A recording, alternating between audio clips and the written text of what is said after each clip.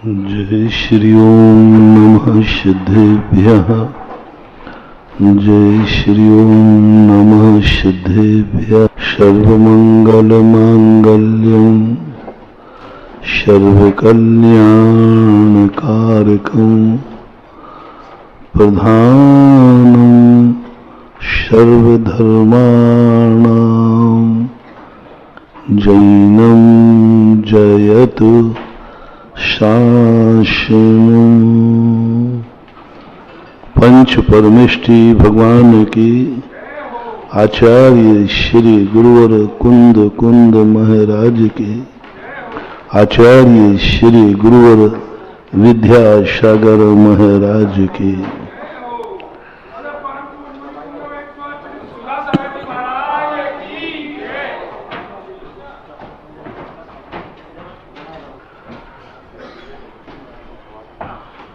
समर्थवान व्यक्ति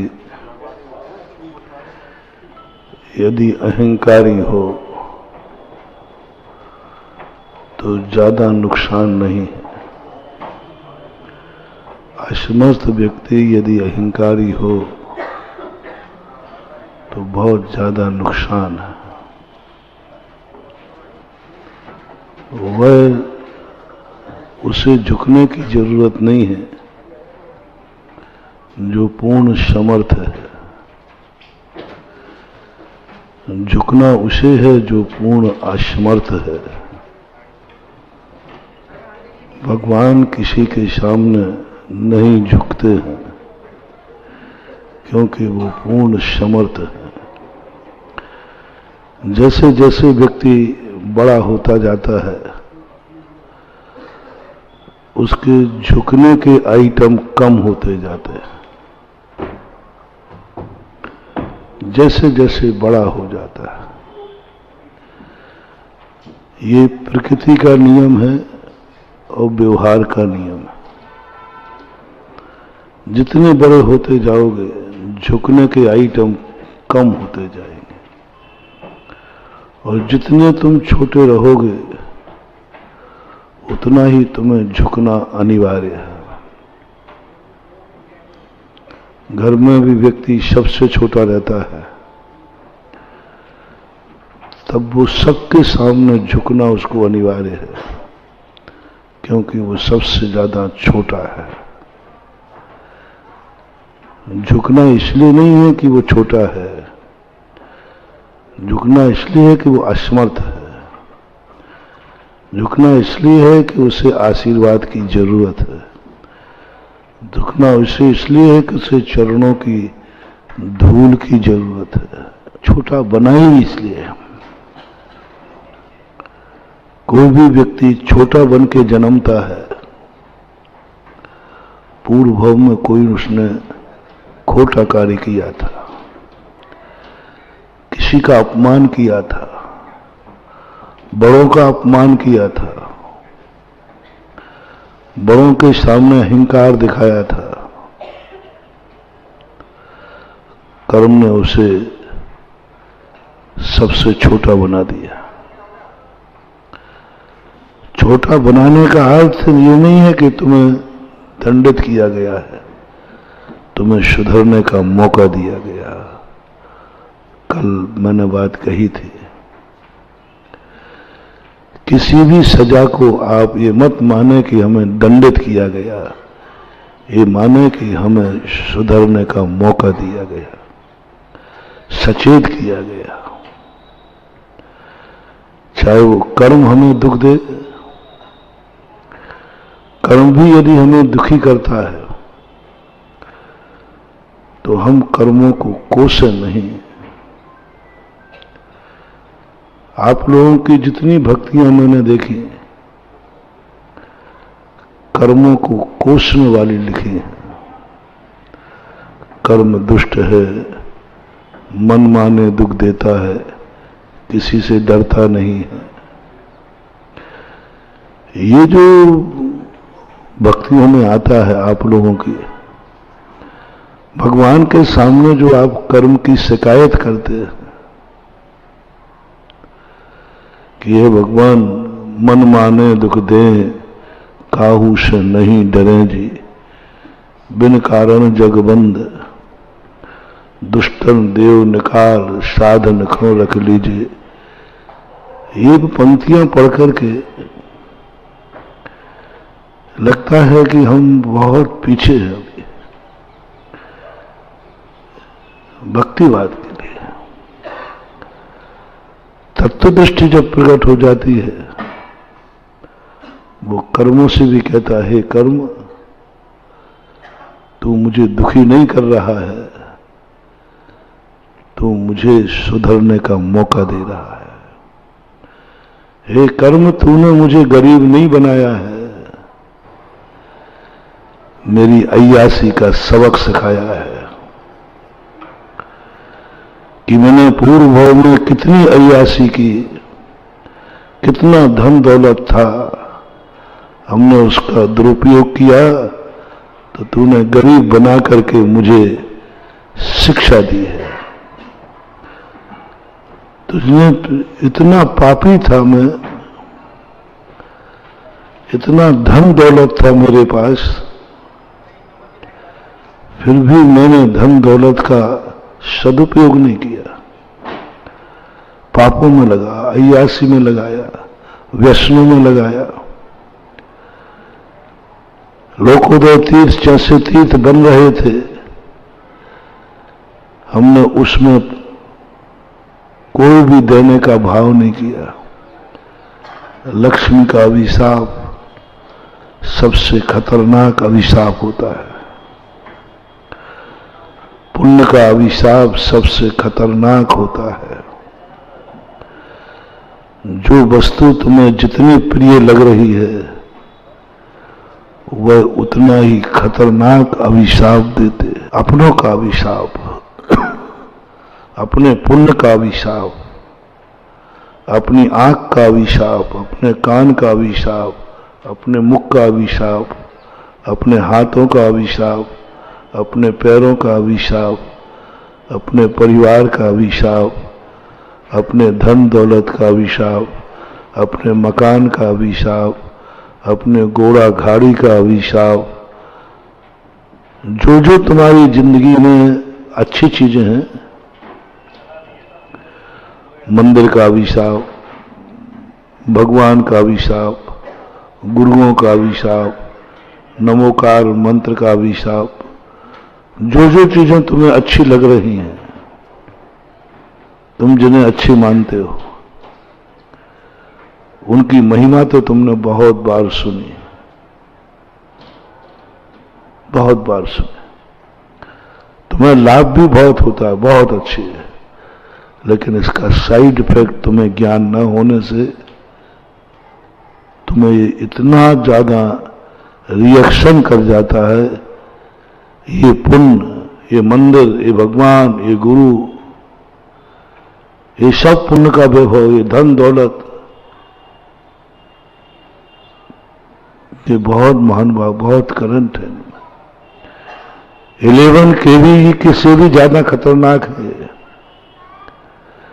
और 11 kV का करंट से सारी दुनिया में प्रकाश होता है, लेकिन थोड़ी सी यदि चूक हो जाए तो विनाश होता है।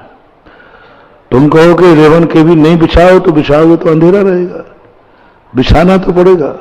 और खतरनाक इतना है कि 100 फीट दूर से खींच लेता है, बचते नहीं उसमें, तो एक बार चपेट में आ गया, मर नहीं है।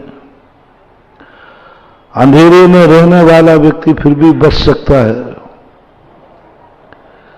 भटक जाएगा लेकिन बच जाएगा। लेकिन उजेले में रहने वाले का यदि करंट फैल गया तो बचने की कोई गुंजाइश नहीं। जितनी ये पुण्य की चीजें हैं, इनको तुम अच्छा मानते हो, बहुत खतरनाक है। पाप के कर्मों को भोगना, दुखी होना, गरीब होना, नरकों में पड़ना, ये इतने खतरनाक नहीं है। नरक भी इतने खतरनाक नहीं है जितना स्वर्ग खतरनाक है। नरक के मरने वाला जीव एक इंद्री नहीं बनता, स्वर का देवता गिरता है तो तहते चय थावर तन धरे, एक इंद्री बन जाता है। घर ज्यादा खतरनाक है जेल से। जेल बुरा नहीं है, बहुत अच्छा है जेल। मैं तो कहता हूं कि ये कानून जिसने बनाया पापियों को जेल में डालने का, ओहो, ये कानून पापियों पर कितना दयालु है, कितनी दया कर रहा है। ये पापी है, व्यसनी है, इसके लिए घर खतरनाक है, इसके घर में सुरक्षा नहीं है, उसके लिए जेल अच्छा है। ऐसा लोग कहते हैं जिस नेता को कोई आंदोलन हो रहा हो, खतरा हो, पुलिस तुरंत वहां अरेस्ट करके जेल में ले जाती है। क्यों? वही क्यों ले गए? बोले इसके बिना कोई सुरक्षा नहीं थी, सबसे सुरक्षित स्थान है। इसलिए जो पापी नहीं सुधर रहा हो या तुम नहीं सुधर रहे हो तो कृपया करके माला फेरो कि हे भगवान, मैं पापी हूं, मैं नहीं सुधर पा रहा हूं, कोई मेरी FIR लिखा देवे जिससे मुझे जेल हो जाए। क्योंकि जेल बहुत अच्छी चीज है। जेल में रहने वाला व्यक्ति बहुत अच्छा स्थान, सबसे बढ़िया स्थान, कभी खतरा है ही नहीं। वहां शराब नहीं पी पाओगे, वहां पर जुआ नहीं खेल पाओगे, वहां पर कितनी क्रोध करना, सलाखों के सिर फोड़ लेना, किसी का मर्डर नहीं कर पाओगे। बोलो जेल में कितने पाप नहीं होते हैं। वो व्यक्ति जेल के बाहर कितने पाप कर सकता है और जेल हो जाए तो कितने पापों से बच गया, कितने पापों से।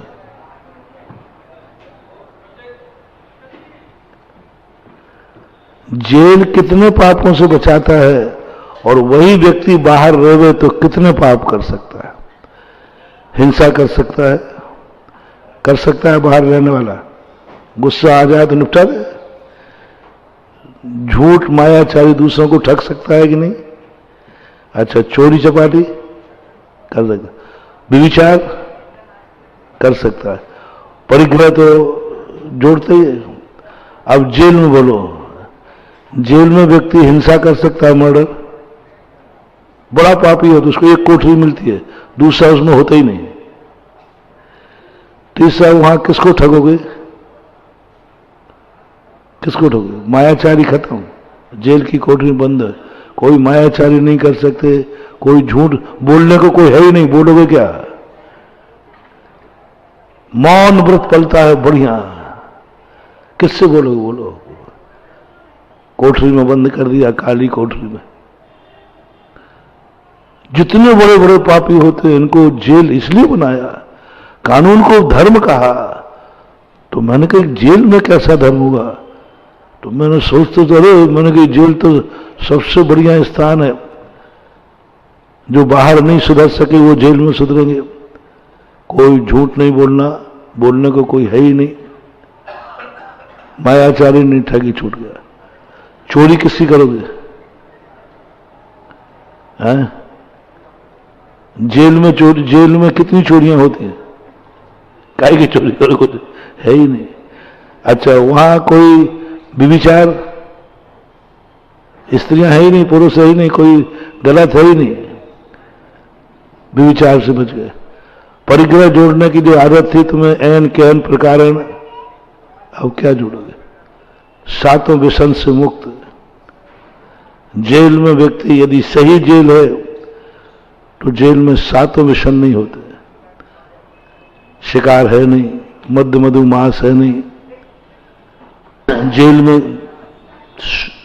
में अभी तो जेल बहुत है, जेल में शुद्ध शाकाहार है, वेजिटेरियन। मैंने 2-4 जेलों का सर्वे किया, मैंने कहा भाई यहां नॉनवेज मिलता है क्या? महाराज नॉनवेज खिलाएंगे इनको।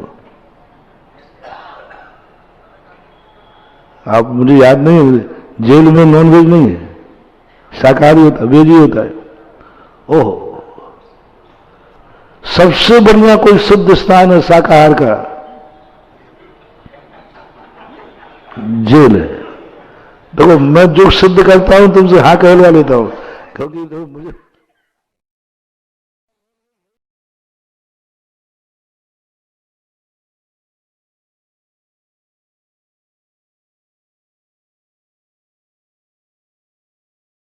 पर मैं तेरा उपकार, घूम रही आंखों के आगे बीते कल की तस्वीरें, घूम रही आंखों के आगे बीते कल की तस्वीरें।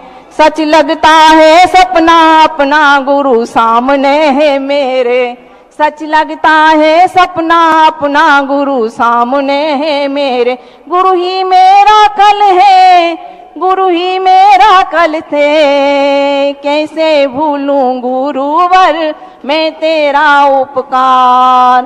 त्याग समर्पण ज्ञान की मूर्ति सुधा सिंधु में समाई है, त्याग समर्पण ज्ञान की मूर्ति सुधा सिंधु में समाई है। इसीलिए गुरु के चरणों में भीड़ उमड़ कर आई है।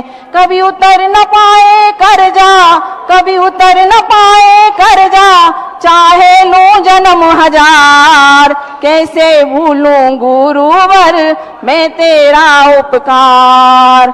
सुना यकीन हो गया आज मुझे दुनिया वालों की बातों का, यकीन हो गया आज मुझे दुनिया वालों की बातों का। ताज के आगे गुरुवर मेरे आज बने सरताज हैं, ताज के आगे गुरुवर मेरे आज बने सरताज हैं। तुम सा न दयालु कोई, तुम सा न दयालु कोई, ना कोई दातार, कैसे भूलूं गुरुवर मैं तेरा उपकार। स्वर्ग से सुंदर सपनों से प्यारा है गुरु का दरबार, स्वर्ग से सुंदर सपनों से प्यारा है गुरु का दरबार। सदा रहे आशीष आपका आए गुरु के द्वार, चरण की छाँव न छूटे, गुरु का द्वार न छूटे, चरण की छाँव न छूटे, गुरु का द्वार न छूटे।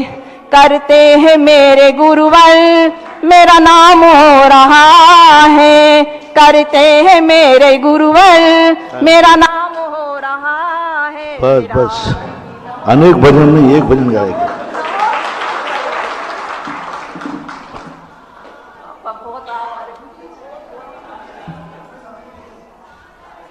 बहुत बहुत धन्यवाद अर्चना जी आपका। और अब बंधुओं, आज गुरुदेव की प्रथम देशना यहाँ हमको सुनने को मिलेगी, और हम सभी को ऐसे भाव जागृत करने चाहिए कि आज हम पूज्य गुरुदेव के पाद प्रक्षालन का सौभाग्य भी प्राप्त करें, पूज्य गुरुदेव को शास्त्र भेंट करने का भी सौभाग्य प्राप्त करें। लेकिन निर्णय करना है इस बात का कि कौन वो सौभाग्यशाली होंगे जिन्हें ये सौभाग्य प्राप्त होगा। आज हम चाहेंगे पूज्य गुरुदेव की प्रथम देशना सुनने का हमें अवसर प्राप्त हो। शीघ्रता से हम इस क्रिया को संपन्न करेंगे। सर्वप्रथम हम उन पुण्यार्जक का चयन करना चाहेंगे बोली के माध्यम से, जो पुण्यार्जक पूज्य गुरुदेव के पाद प्रक्षालन की। प्रतिदिन बोली का समय नहीं रहेगा, आप किसी को पहले से सेट कर लो, एक राशि निश्चित कर दो, वो आगे कर देगा। टाइम वैसे लेट हो रहा है। एक और बताइए। कोई बात नहीं, कोई नहीं है तो मैं ही खुद शास्त्र हूं शास्त्री तो बोलूंगा अभी। चलिए अब गुरुदेव के जय श्री ओम नमः सिद्धेभ्यः, जय श्री ओम नमः सिद्धेभ्यः। सर्वमंगल मांगल्यम सर्व कल्याण कारकम प्रधानम सर्वधर्माणाम जैनम जयतु शासनम। पंच परमेष्ठी भगवान की, आचार्य श्री गुरुवर कुंद कुंद महाराज की, आचार्य श्री गुरुवर विद्यासागर महाराज की, सुधा सागर जी मुनिराज की।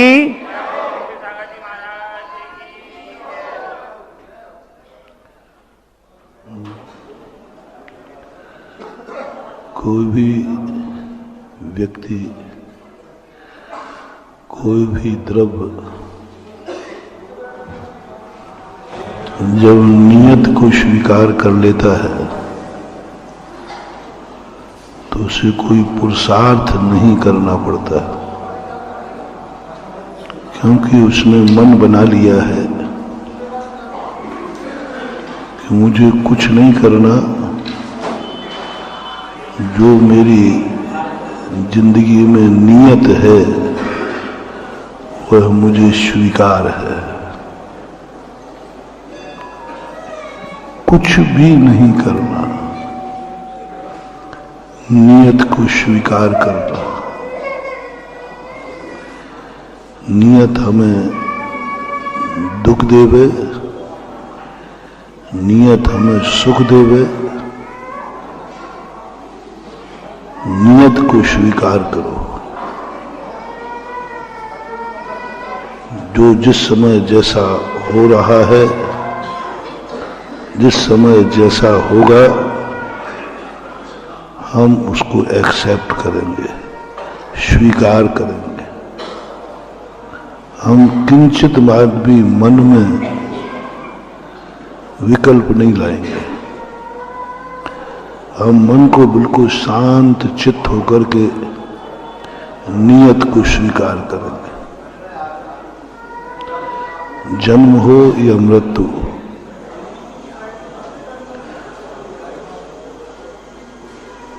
अनुकूलता हो या प्रतिकूलता, कोई आरती उतारे, कोई तलवार मारे, अर्घावतारन अशी प्रहारन, स्वीकार करना है बस। ऐसी यदि तुम्हारी दशा हो जाए तो तुम्हें कुछ भी नहीं करना है। लेकिन ऐसी नियत की सत्ता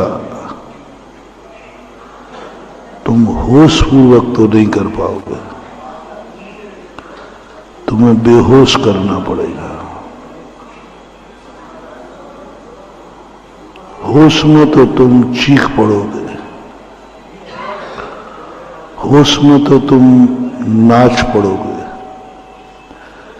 थोड़ा ही पुण्य का उदय आ जाएगा, नाचोगे, और थोड़ा ही पाप का उदय आएगा तो रोगे। दुनिया में आज तक कोई शख्स पैदा नहीं हुआ जिसने संसार में रह करके यह स्वरूप, यह प्राप्त कर लिया।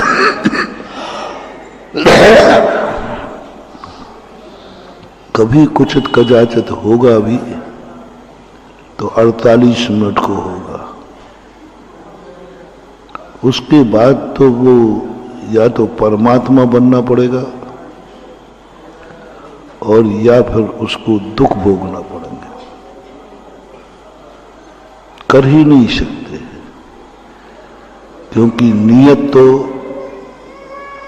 अच्छे बुरे कार्यों में आएगी। नियत तो ऐसे बहती है जैसे नदी बहती है, कहीं ढाल मिलेगा, कहीं पहाड़ मिलेगा, कहीं मैदान मिलेगा। नियत तो ऐसी बहती है जैसे आकाश में सूर्य चलता है, चलता रहता है। नियत की धारा जीने वाला व्यक्ति या तो जड़ होगा या फिर शुद्ध होगा, या तो ऐसे नदी बहती है, कहीं ढाल मिलेगा, कहीं पहाड़ मिलेगा, कहीं मैदान मिलेगा। नियत तो ऐसी बहती है जैसे आकाश में सूर्य चलता है, चलता रहता है। नियत की धारा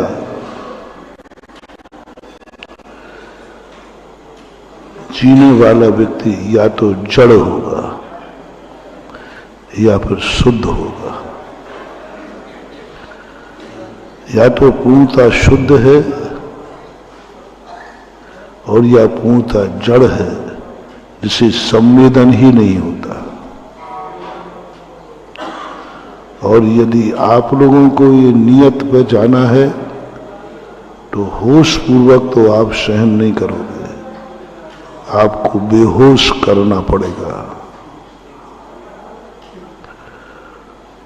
और ऐसे लोगों को आपने देखा जब अपने शरीर पर ज्यादा लोड पड़ता है, ब्लड प्रेशर हाई होता है या कोई चोट लगती है, तो प्रकृति तुम्हें कामा में भेज देती है, चक्कर आ जाता है। ये जो चक्कर आना है, गर्मी चढ़ जाए या ब्लड प्रेशर बढ़ जाए तो चक्कर आता है। ये चक्कर मालूम क्या है? जैसे आप बहुत ज्यादा वेदना में हैं, बहुत ज्यादा तकलीफ में हैं, तो डॉक्टर क्या करता है? नींद की गोली दे देता है, क्योंकि तुम तो तड़प रहे हो, तुम्हारी वेदना तो बहुत ज्यादा है, इतनी जल्दी बीमारी ठीक नहीं की जा सकती। तुम्हारी तड़फन और वेदना देख करके बीमारी ठीक नहीं की जा सकती। तो डॉक्टर एक बात कहता है, इसको एक नींद का इंजेक्शन दे दो, और नींद का इंजेक्शन देते ही फिर वो इलाज करता है, फिर वो दवाई करेगा कि नींद का इंजेक्शन को दे दिया, अब आराम से सुप्त हो जाओ। प्रकृति क्या करती है? तुम्हें चक्कर ला देती है। चक्कर कुछ नहीं है, ये प्रकृति रूपी डॉक्टर का तुम्हें बेहोश करने का दवाई है। जैसे तुम्हें चक्कर आएगा, तैसे ही आपके शरीर में जो तकलीफ हो रही थी, ब्लड प्रेशर बढ़ रहा था, वो शांत हो जाता है। और ज्यादा तुमने अटैक किया तो कोमा में भेज देता है। यदि वो कोमा में नहीं भेजती प्रकृति तो तुरंत मर जाता, ब्रेन हेमरेज हो जाता, हार्ट फेल हो जाता। प्रकृति ने कहा इसको जिंदा रखना है, इसको बेहोश कर दो, कोमा में भेज दो। कोमा में रहने वाले व्यक्ति का आज तक ब्रेन हेमरेज नहीं हुआ। कोमा में रहने वाले का कभी हार्ट अटैक नहीं होगा। कोमा में रहने वाला व्यक्ति कभी डिप्रेशन में नहीं आता। कोमा में रहने वाला व्यक्ति कभी पागल नहीं हो सकता। ये प्रकृति का वरदान है, और वो जल्दी नहीं मरता। यदि वो कोमा में नहीं जाता तो मर गया होता। कोमा वह डॉक्टर की दवाई है जो तुम्हारे लिए बेहोश। अब तुम फिर उसका कुछ भी करते रहो, आग में जला दो, चोटकोटी ले लो, काट दो, पीट दो, उसको कोई मतलब नहीं है। अब तुम्हें जो करना है तो करो, पहले नहीं कर सकते थे। अब मैं भी अब छिपी टोला में आ गया। अब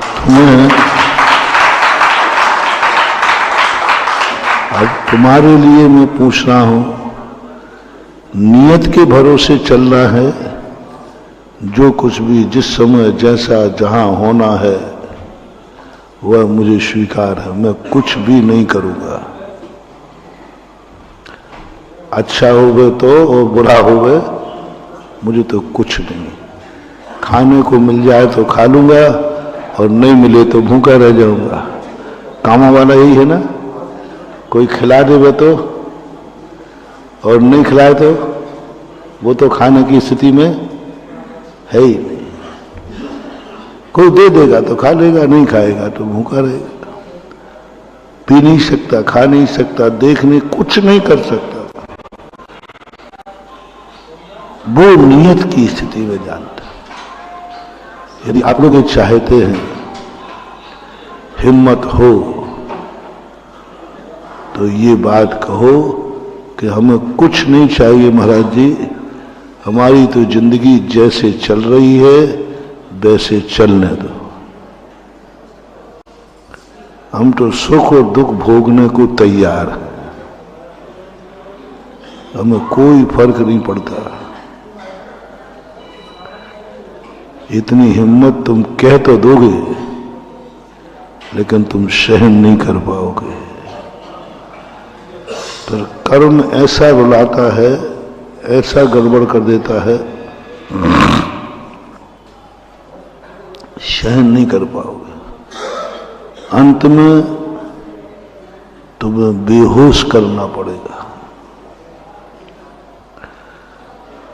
तो आप लोग यदि ये चाहते हैं कि हमें तो जैसी जिंदगी मिली है, जैसा मैं हूं इसी में मैं खुश हूं, तो फिर मैं बेहोशी की दवाई तैयार करूं, क्योंकि मुझे मालूम है कि तुम्हारी जिंदगी में ऐसे ऐसे कष्ट आ सकते हैं, तुम सहन नहीं कर पाओगे। रामचंद्र जी जैसी महाशक्ति ने वचन लिया था, मैं कभी भी रोऊंगा नहीं, कितना भी तुम मेरे साथ कर लो, मेरे चेहरे पर चाहे राजगद्दी पर बैठा लो तो हंसूंगा नहीं, और राजगद्दी छीन लो तो मैं रोऊंगा नहीं। रामचंद्र जी, ये संकल्प था उनका। एकदम आपने देखा होगा, राजगद्दी की तैयारी चल रही है और सडनली एक साथ आया, रात भरी निकलने का मौका नहीं दिया, ये राजगद्दी छोड़कर वनवास चले जाओ। ये धीरे धीरे बात कहे थे कि एक साथ, ये झटका एक साथ लगा था कि धीरे धीरे कई वर्षों में? बोलो, एक साथ। और यदि ये झटका तुम्हें लग जाए तो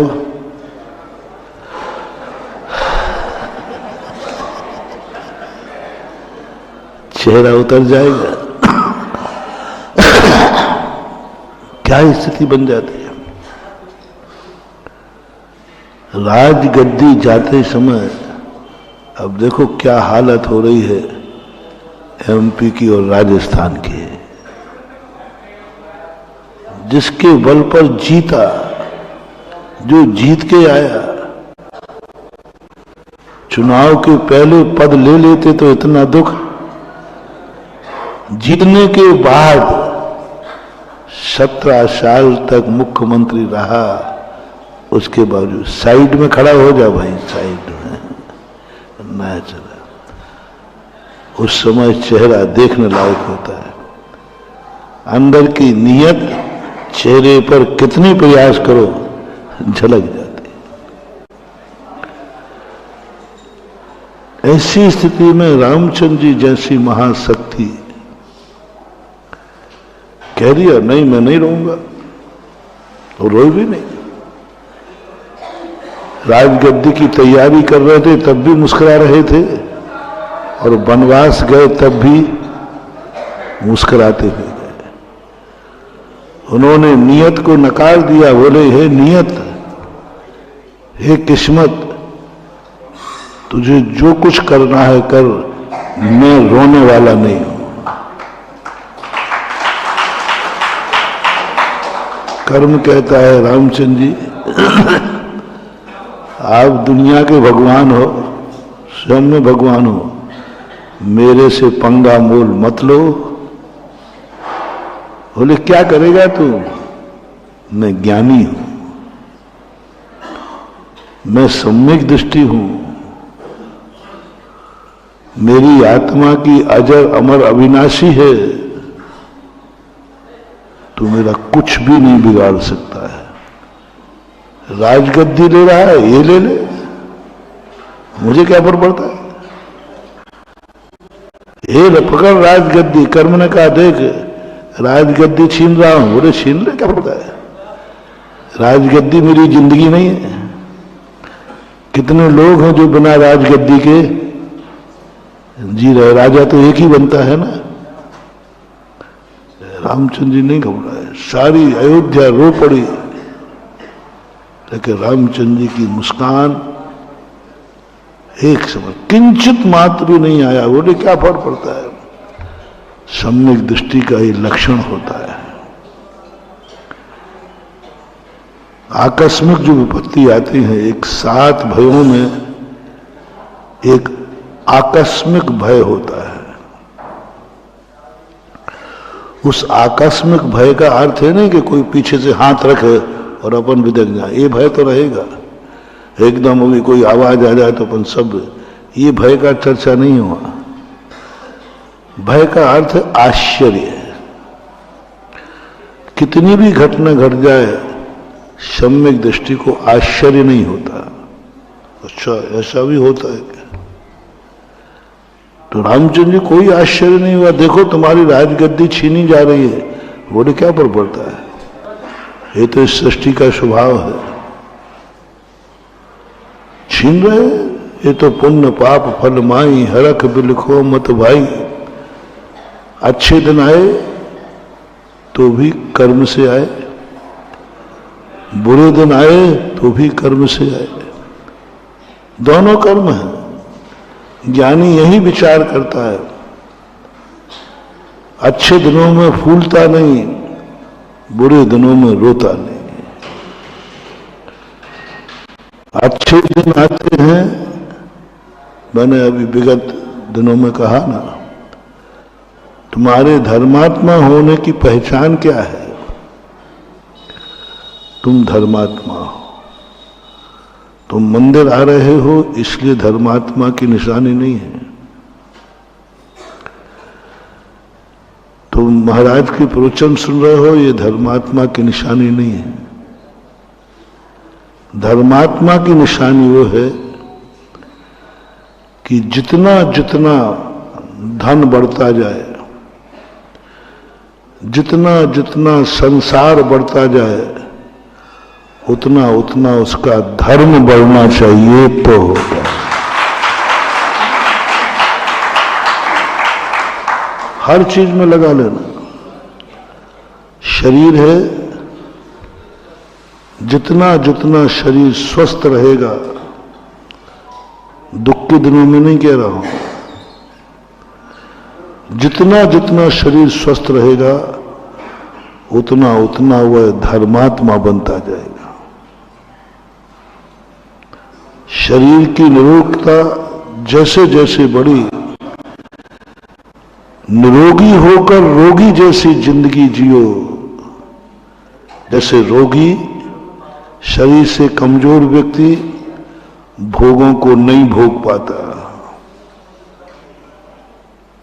क्योंकि वह कर्म ही नहीं भोगने देगा, उसको ऐसा कमजोर बना दिया। महावीर स्वामी कहते हैं बस तू इसके समान हो जा, तू है नहीं हो जा। ये कर्म की मार से भोगों को नहीं भोग पा रहा है तो धर्म नाम के भोगों को छोड़ दे, बस हो गया। दोनों भोगों से विरक्त हो गए, एक को कर्म ने नहीं करने दिया और एक धर्म मान करके छोड़ दिया। आपने देखा ऐसे ऐसे लोग हमने देखे, बड़े लोग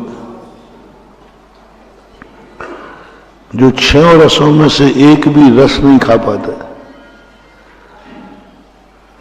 नमक ले नहीं सकते, ब्लड प्रेशर हाई है, मीठा खा ही नहीं सकते, कोई मीठा नहीं, जूस भी नहीं, पीना है तो करेला का, क्योंकि डायबिटीज है। तली चीज खा नहीं सकते क्योंकि कोलेस्ट्रॉल है। 6 रसों के त्यागी होते हैं और जीते हैं। महावीर स्वामी कहते हैं पूछा कि भगवान हमें धर्म कैसा करना चाहिए, हमारी साधना कैसे होना चाहिए। बोले इस संसार में तुम्हें बताओ, भोजन करते समय सबसे पुअर भोजन किसका है? जिसके भोजन में 6 रस ना हो, एक भी रस नहीं हो, उस गरीब को पकड़ के लाओ, उस दुखी को पकड़ के लाओ, जिसके भोजन में बिल्कुल सूखा रूखा है, उसको खोजो। भगवान उसके लिए क्यों? बोले खोजो पहले। तो खोजा है साहब, पता भाई तेरा, वह साहब मेरे पास तो कोई भोजन है नहीं, सूखी रोटी मिल जाती है वो भी हाथ पर रख के खा लेता हूं, थाली भी नहीं है, थाली भी नहीं, सब्जी का तो, घी दूध का तो सवाल ही नहीं। महावीर स्वामी के इसका पूरी चर्या देखो दिन भर की क्या है। रहने को मकान नहीं, ओढ़ने बिछाने को गद्दा पल्ली नहीं है, कुछ भी नहीं इसके पास। नाभि के सामने रखा, साहब ये दशा है इसकी, ठीक है। महावीर ने पढ़ा और जो धर्मात्मा बनने गया था उसको पकड़ा दिया, ऐसी चर्या तुम्हारी हो जाए।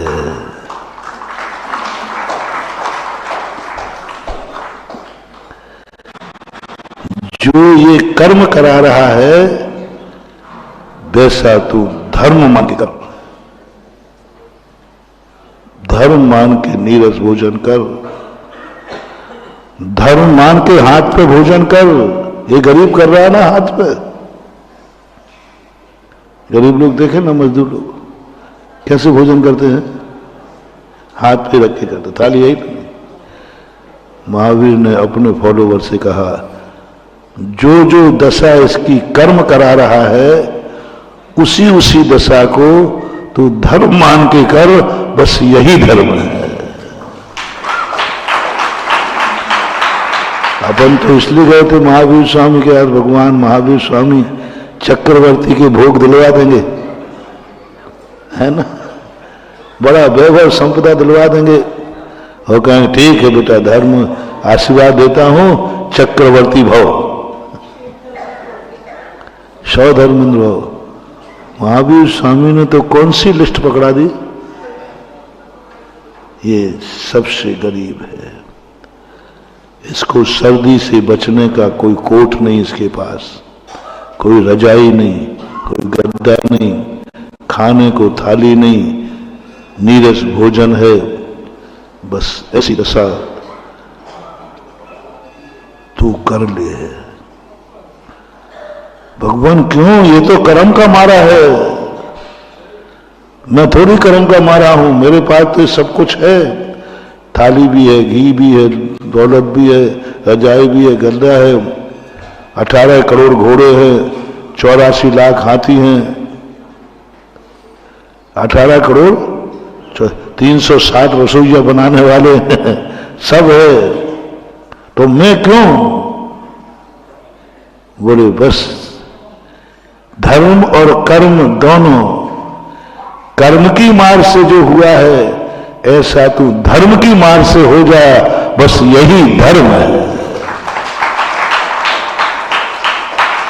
क्या बात है मानो, दोनों में कोई अंतर नहीं है। आप तुम्हारे साधु को देख लीजिए, रसों को त्याग करके जाता है, जैसे वो गरीब के भोजन को देख करके, क्या ये भोजन है, आंसू आ जाते हैं। बोलो मानो, दिवाली के दिन, अच्छे दिन में एक गरीब बाजरे की सूखी रोटी खा रहा हो, जिसमें घी नहीं, नमक नहीं, कुछ भी नहीं है, उसको देख करके यदि हम थोड़ी भी सम्यक दृष्टि हो तो वो लोग कैसा लगेगा? दया आएगी कि नहीं? मुझे तो आएगी, तुम्हें आएगी कि नहीं? आएगी, आएगी। तुम भक्त हो तो आएगी, आएगी, आएगी, आना ही चाहिए। मालूम, यही स्थिति महावीर के भक्त कहते हैं, ये स्थिति तेरी हो जाए। तेरा तू भोजन कर रहा है और तुझे देखकर दुनिया की आंख में आंसू आ जाए, ये कोई भोजन है क्या? जैसे उस गरीब को देखकर आया, ये कोई जिंदगी है क्या? आप हमारे पूज्य गुरुदेव आचार्य विद्यासागर महाराज का हाल देखना, रो पड़ोगे। आगरा में ऐसा एक भी गरीब नहीं है, आगरा में एक भी गरीब नहीं है जो गरीबी का भोजन हमारे आचार्य श्री करते हैं। आज तक भिखारी भी इतना गरीब नहीं मिला मुझे।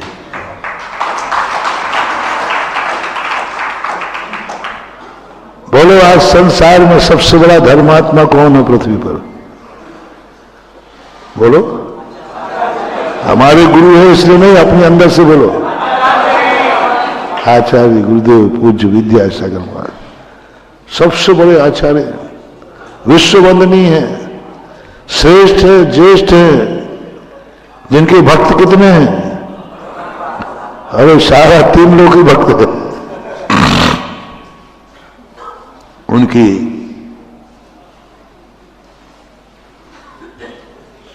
अंजलि जाके देखना, रो पड़ोगे। सारे भारत के जैनियों का सम्राट, और भोजन क्या है? कितना ही गरीब हो, नमक तो लेते ही होगा, है ना?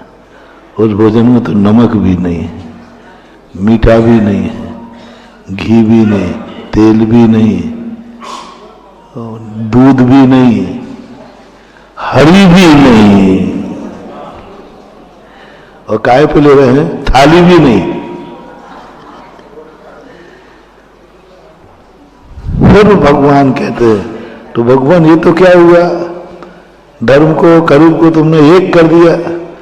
बोले अभी नहीं, अभी ये क्रिया को देख के एक मत कहो, इसका भोजन भी ऐसे, इसका भोजन भी ऐसे, ये हाथ पे खा रहा है, ये तो ये जगत पूज्य क्यों और ये जगत निंदनीय क्यों, ये विश्ववंदनीय क्यों, जब दोनों का भोजन एक समान है,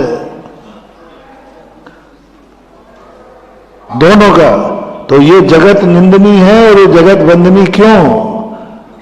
बोले अब इन दोनों के चेहरे की फोटो उतार, और चेहरा देखा तो वो जो गरीब था ना, और मुनिराज की अंजलि देखी तो ऐसे भोजन कर रहे हैं जैसे उसमें 56 को लग रहे हंसते हंसते।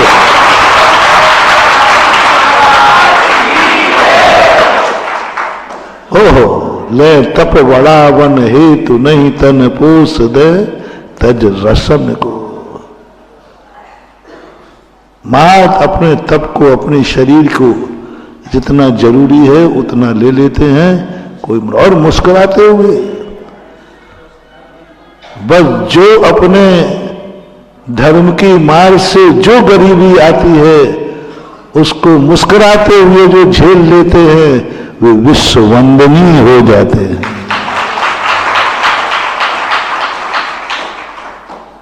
अब इतने बड़े धर्मात्मा तो तुम बन नहीं पाए, बन भी नहीं सकोगे। साधु को आप देखना, गरीब के पास भी ठंड से बचने को रजाई नहीं है। कमरा देख लीजिए, यहां भी नहीं। उसके बाद तो थोड़ी फटी मटी होगी भी है ना। क्या महावीर स्वामी ने क्या जीवन बनाया, कुछ नहीं। मैं तुमसे ज्यादा कुछ नहीं कराऊंगा, जो जो तुमसे कर्म करा सकता है वही वही मैं धर्म मान के करना है। बस एक दिन सारी दौलत कर्म तुम्हारी छीन लेगा। छीन सकता है कि नहीं? छीन सकता है, सब रख लेगा। डाका आ जाए तो डाकू ले जाएगा। विक्रमादित्य राजा थे, संस्कृत जानते थे, वो अपना एक श्लोक में सारा वैभव लिख रहे थे। मेरे इतना राज्य है, मेरे इतने परिवार है, इतना धन है, इतने राज्य, सब लिखते लिखते 4 चरण होते हैं एक श्लोक में, और 4 चरण के अंदर 3 चरण में सब आ गया। अब 4था चरण पूरा नहीं हो रहा था, तो उन्होंने क्या कहा, 4था चरण पूरा नहीं हो रहा, तो उन्होंने क्या लिखूं, क्या लिखूं क्या? अब चोर कह रहा है ये सोवे तो हमारा काम बने, और ये सोएंगे कब? जब श्लोक पूरा हो जाए। जो श्लोक लिखते ना वो पूरा गुनगुना दे, अब कुछ आ ही नहीं रहा है। तो चोर ने कहा ये तो 12 बज गया, अभी तक इसका श्लोक पूरा हुआ नहीं, और ये कविता पूरी होगी नहीं, और ये सोएगा नहीं, नहीं सोएगा तो हमारा मामला। तो उस समय चोर भी संस्कृत जानते थे, और बार बार कहे फलाना व्यवहार, फलाना व्यवहार, फलाना, ये इसमें क्या लिखूं, क्या लिखूं? तो चोर को रहा नहीं गया, उसने चिल्ला दिया नीचे छुपे हुए, इसमें लिख दो आंख बंद करने के बाद सब तुम्हारा नहीं। कौन है तू? अरे चोर ने कहा मैं तो बोल गया। चोर को तो चुप रहना चाहिए। कौन है तू? बाहर निकल। अब तो पकड़ा गया। बोले तूने ऐसा कैसे कहा?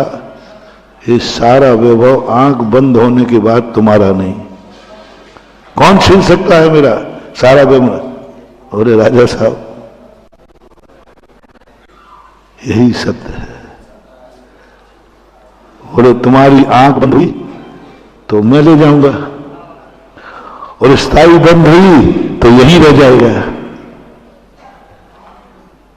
यदि तुम्हारी स्थायी आंख बंद हो गई तो सब जाना मर जाएगा, तो सब यही रह जाएगा। और रात भर के लिए बंद की तो मैं तो बैठा ही हूं ले जाने के लिए। आखिर जाना तो है ही, या तुम जाओगे या ये धन जाएगा। उस चोर के लिए राजा ने राजसभा में सम्मान किया। आज मेरे अहंकार को चूर कर दिया। आंख बंद करने के बाद सब तेरा नहीं, और कोई तेरा नहीं तो किसी का नहीं। आप लोगों के क्या हालचाल है?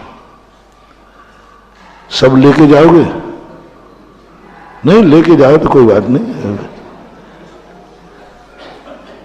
जो जो लेके जाए वो हाथ उठावे, उसमें बढ़ोतरी में और करा दूंगा। कोई नहीं जाएगा।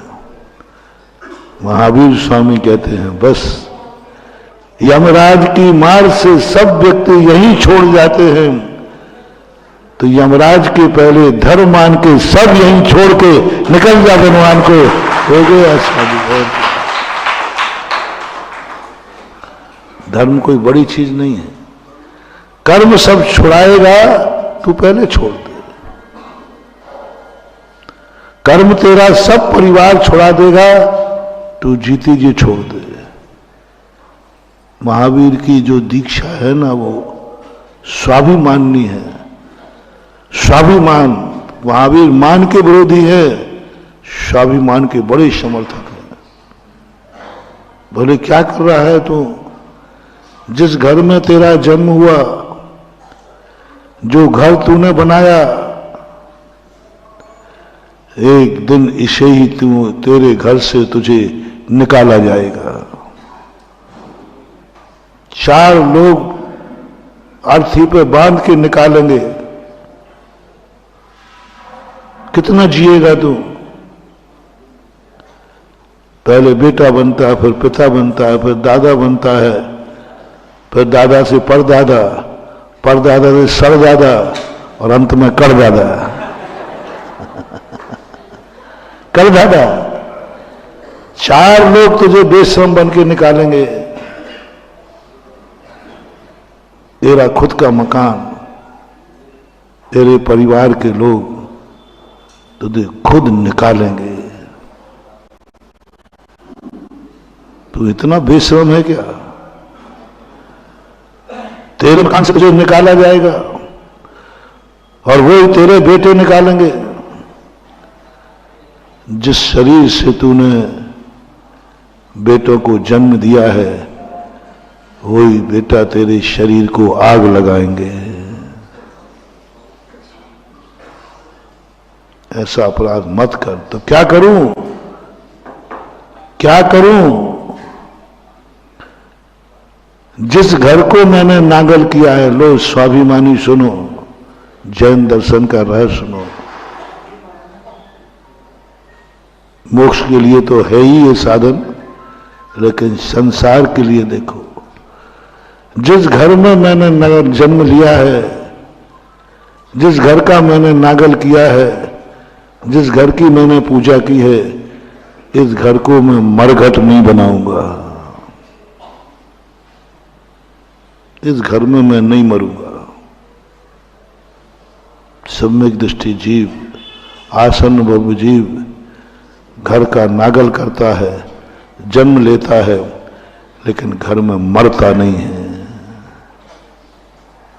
घर को मरघट नहीं बनने देता। इस घर में मैं मरूंगा नहीं, ये घर मरघट नहीं होगा। क्योंकि नागल किए हुए स्थान पर किसी का मरण हो जाता है तो उस घर की सिद्धि धीरे धीरे खत्म हो जाती है। जिस घर को जिसने मनाया हो, जिस घर का जिसने नागल किया हो,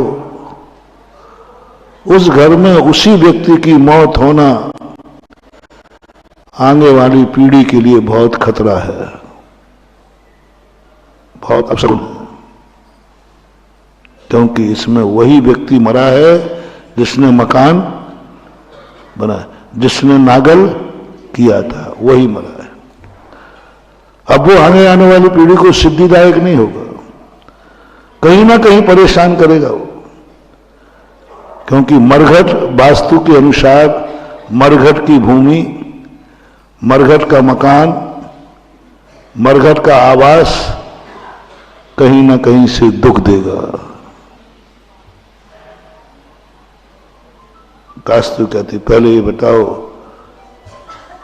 शुभ स्थान कौन सा है जिसमें किसी का मरण न हुआ हो। सबसे बेस्ट मकान, जिस भूमि पर किसी का मरण नहीं हुआ हो, सबसे बेस्ट भूमि। आगरा में ऐसा कौन सा मकान है न मरण हुआ है, न हो रहा है और न होगा? छिपी टोला में वो मकान बहुत शुभ है, बहुत शुभ है वो मकान। पीढ़ी दर पीढ़ी फलेगा, पीढ़ी दर पीढ़ी। तो क्या तुम अपने बच्चों का भविष्य उज्जवल नहीं चाहते? मैं तुम्हें मोक्ष नहीं ले जा रहा हूं। बोलो, क्या तुम अपने बच्चों का भविष्य उज्जवल नहीं चाहते हो? क्या तुम्हें अपने बच्चों से प्रेम नहीं है? तो नियम करो, मैंने जिस मकान में नागल किया है, बच्चे को जन्म दिया है, उस मकान को मरघट बना के नहीं छोड़ूंगा और उस मकान में मैं नहीं मरूंगा, नहीं। बच्चे को ये मकान देके जाऊंगा। मैं वो वस्तु नहीं दूंगा बच्चों को। मेरे मरने के बाद, मैंने चातुर्मास में कहा था, मरने के बाद पिता की संपत्ति तुम्हें अपने नाम कराना पड़े, जाओ, तुमने बहुत बड़ा कोई दुर्घटना, सुखी नहीं रह पाओगे। मरने के बाद तुम्हारे बेटे को तुम्हारी संपत्ति पर नाम दर्ज कराना पड़ा। क्या दे करके? क्या दे करके? मृत्यु प्रमाण पत्र। कौन पेश कर रहा है नगर पालिका में? आकस्मिक मर जाए कोई ना, तो फिर क्या देना पड़ता है? मृत्यु प्रमाण पत्र देना पड़ता है। बेटा नगर पालिका में बाप का मृत्यु प्रमाण पत्र पेश कर रहा है कि मेरा बाप मर गया। इससे बड़ा दुर्भाग्य और क्या होगा? मेरा बाप मर गया। सबूत देना पड़ता है कि मैं उनका बेटा। 2 गवाह और लाओ। आज बाप को सिद्ध करने के लिए हमें 2 गवाह चाहिए, क्योंकि बाप मर गया तब संपत्ति मिलेगी। कितना बड़ा अशुभ कर रहे हो। महावीर का जो भी सिद्धांत है महानुभाव मल्टीपर्पस है। इधर मोक्ष को साधते हैं, उधर संसार को संभालते हैं। यदि मोक्ष नहीं मिला तो संसार संभलेगा। तुम्हारी संतान दिन दूनी रात चौगनी फलेगी। तुम्हारे बेटे को मृत्यु प्रमाण पत्र लेके दुर्भाग्य है। वो बेटा दुर्भागा है। कैसे बाप के पैदा हुआ जिसका मृत्यु प्रमाण पत्र नगर पालिका में पेश करना पड़ा, अपने हाथ बनवाना पड़ा। लिखो मेरा बाप मर गया है। और 2 लोगों के हाथ जोड़ना पड़े, भैया गवाह दे दो, मेरे ही बाप था, मेरे ही बाप था। महावीर स्वामी कहते हैं बापों से अपने बेटे को ऐसा मत करो। अपने जीते जी सारी संपत्ति उसको दे के जाओ, वो भेंट कहलाएगी। पिता की संपत्ति जीते जी मिलती है, वो भेंट है। और मृत्यु के बाद मिलती है तो वो भेंट नहीं है, वो दुर्भाग्य है। इसलिए महावीर स्वामी ने स्पष्ट कहा, जैसे ही बेटा बड़ा हो जाए अपनी सारी वसीयत बेटे के नाम करो। महाराजा दशरथ अभी जवान थे। बड़े बेटे की शादी हुई थी। बड़े बेटे के समय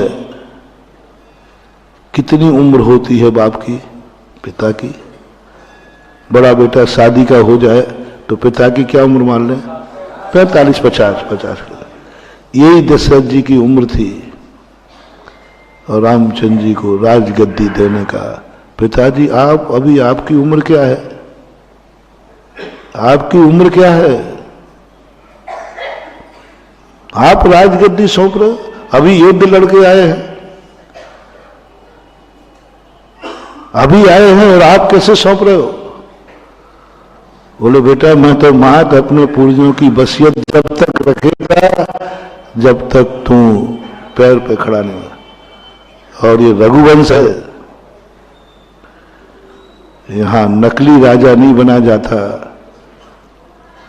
तू राजा बन करके जनक की बेटी को लाया है। मेरा बेटा राजा जनक को धोखा नहीं देगा कि 3 दिन का राजा बाद में छोड़ा। तो धोखा दे के लाया। 3 दिन का राजा बनता ना, दूल्हा राजा बोलते हो। तो आजकल तो 1 दिन का ही बनने लगा। 1 दिन का राजा, बाद में राजा बजाएगा बाजा, बस 1 दिन का राजा बनते हो और बाद में जो बनते हो वो तुम्हें सब मालूम है।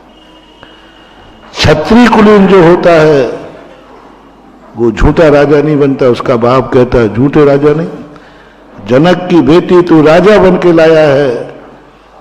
बेटी को पिता ने रानी बना के भेजा है और अब वो बहू बन के रहेगी। तू राजा बन के जनक पुत्री लाया है, अब तू सादा राजकुमार बन के रहेगा? नहीं, ये रघुवंश है, इसमें मायाचारी छल कपट नहीं चलता, स्वार्थ नहीं चलता। सीता रानी बन के आई है तो अब जिंदगी भर रानी बन के ही रहेगी, और तू राजा बन के लाया है तो जिंदगी भर आज की रात राजा तू रहेगा। वो तुरंत राजगद्दी का मुहूर्त निकाल दिया। पहले के राजा महाराजा जितने अच्छे राजा थे, राजगद्दी बेटे के मांगने के पहले उस बेटे की दुर्दशा और बाप की दुर्दशा होती है। बेटे के मन में ये भाव आ गया, बाप तो छोड़ता ही नहीं है चाबी, मुझे मौका ही नहीं देता। समझ लेना तुमने निपुते होने का लक्षण बांध दिया, छोड़ते ही नहीं।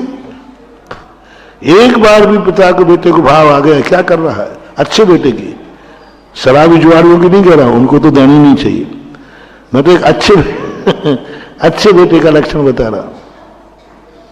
अच्छे बेटे के मन में भाव आ गया, पिताजी तो मुझे मौका ही नहीं दे रहे। इस अवस्था में भी हर कार्य में स्वयं आगे आ जाते। अब मैं भी बड़ा हो गया हूं, कहीं भी किसी रिश्तेदारी में जाना है तो पिताजी पहले ही तैयार हो जाते, मुझे तो कहीं जाने नहीं देते। और दोनों बेटा बहू चर्चा कर रहे हैं, पिताजी का किसी चले, हर चीज में आगे। रिश्तेदारी का निमंत्रण आया, अब तुम बाप हो और तुम्हारा बेटा है, बेटे की शादी हो गई है, तुम है, बोलो, और निमंत्रण आया है और तुम पहले से तैयार हो गए। उन्होंने देख लिया पापा तैयार है,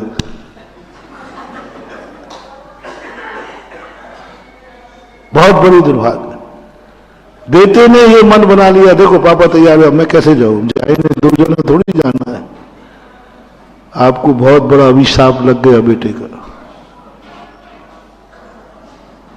बहुत बड़ा अभिशाप लग गया बेटे का।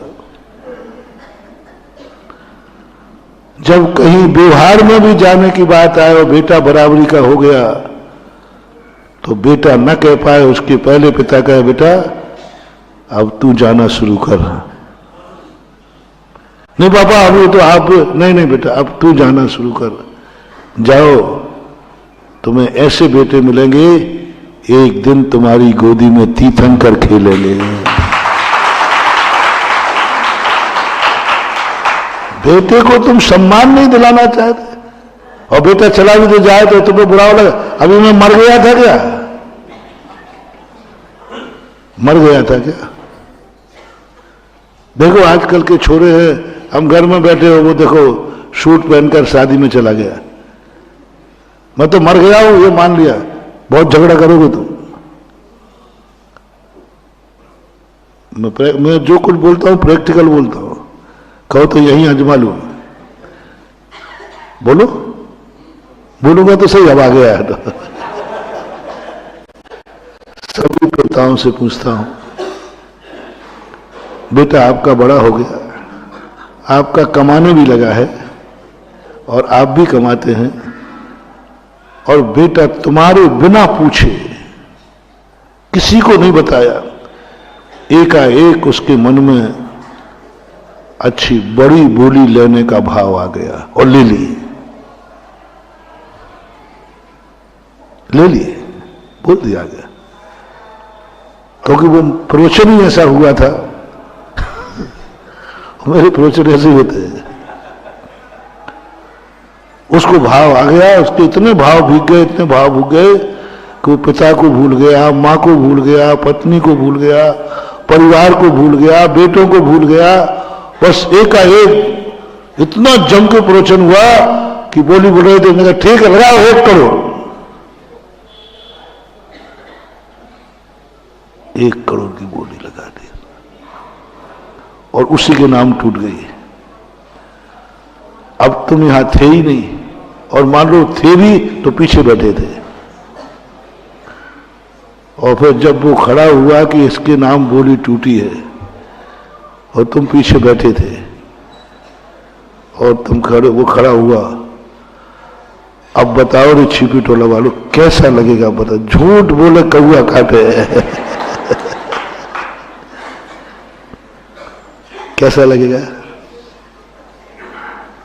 बस हो जाए आज टेस्ट, परीक्षा, कैसा लगेगा? माताओं आप भी सोच लो, पत्नियों आप भी सोच लो, दादाजी आप भी सोच लो, कैसा लगेगा? बस। और तुम्हारी कोई भाव भी नहीं था बोली लेने का, लेता तो तुम बोलते। यदि तुम्हारा भाव होता तो बताओ कैसे होता? बेटा आगे बोली लगा रहा होता और बाप, और पता चला कि दोनों बोलियां किसकी बढ़ रही हैं। धन्य है। जब ऐसा कभी हो जाता है ना, तो मैं उसको तहे दिल से आशीर्वाद देता हूं, भगवान धन्य है ऐसा परिवार जो एक परिवार से दोनों व्यक्ति ले रहे, ये बोली छोड़ूंगा नहीं, ये बोली छोड़ूंगा नहीं, और पता चला दोनों बाप बेटे निकले। जाओ रे, हो गई सिद्धियां, हो गई सिद्धियां। तुम महाराजों के पीछे घूमते हो, महाराज आशीर्वाद दो, धन दौलत मिल जाए, दुकान चल जाए। अरे इनमें कुछ नहीं रखा रे। कभी ऐसा हो कि बाप पीछे बोले, बेटा आगे बोले, पता चले कि दोनों बोली बाप बेटा बढ़ा रहे थे। बाप से पूछा तो क्या बोले, मेरा मन था ये बोली तो मैं लूंगा। और बेटा ने पूछा, भाई तुम क्यों बढ़ा रहे? बोले मेरा मन था ये बोली तो मैं लूंगा। और जब उसके नाम टूटी तो बाप को पता नहीं कौन दुश्मन बैठा है मेरा आगे। बाप को क्या भाव आया? देखो कौन दुश्मन बैठा है। 1,11,11 लाख कर दिया। अब मेरी औकात तो 1 करोड़ तक की थी। कितनी हिम्मत थी? अब उसने सामने बढ़ा। अब पीछे वाले बाप को इतना बुरा लगा, हे भगवान मैंने कौन से पाप किए, कौन से पाप किए, और मेरे से बड़ा धना से कौन आ गया? लगता है आगे बैठा वाला मेरा दुश्मन है, दुश्मन। आज मेरी पूरी तमन्ना थी कि बोली मिल जाए, लो आगे रेत टूट गई। आगे वाले के नाम से ये जरूर मेरा कोई दुश्मन होगा, पूर्व भाव का बैरी। तभी तो इसने मुझे बोली लेने नहीं दी। ये चल रहा है तुम्हारे पास उहापो। इधर जब नाम बोला तो बेटा खड़ा हुआ, बाप का नाम बोला। अरे क्या बात है, ये तो मेरा ही छोरा है। अभी क्या कह रहे थे तुम? कौन दुश्मन है जो मेरी बोली पर बोली? जिस व्यक्ति के अंदर से तहे दिल की भावना होती ना, कोई बोली बुलाता है तो उसे बहुत बुरा लगता है, क्योंकि उसकी भावना थी कि मैं ये कार्य। अब बताओ कैसा लगेगा? यदि वो बेटा नहीं होता तो बोली 25 लाख पे टूट जाती है। अब पूरा डिस्ट्रक्शन तो कर दूं मैं पूरा। यदि पूरी सभा में कोई बढ़ाने वाला नहीं था, 25 लाख से आगे कोई बढ़ा ही नहीं।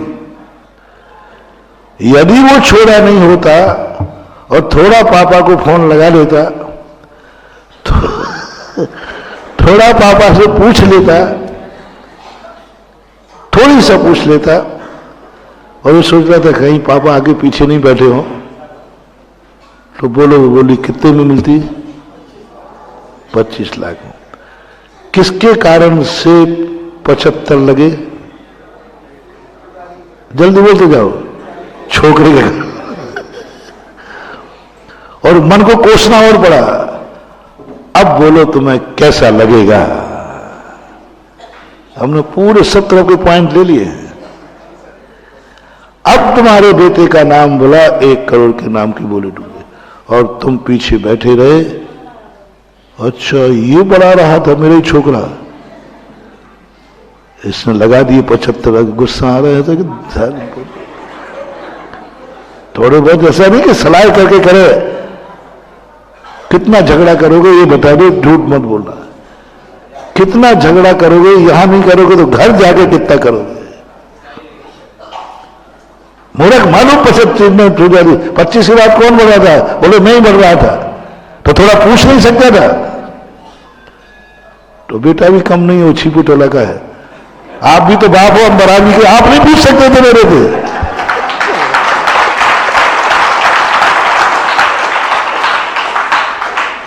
आपको भी तो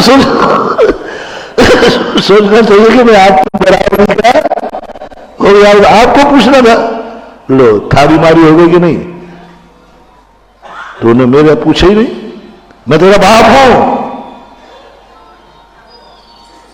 तो वो कहता है कि कैसा बाप है, बराबरी का होगा तो भी मेरे से सलाह नहीं करता।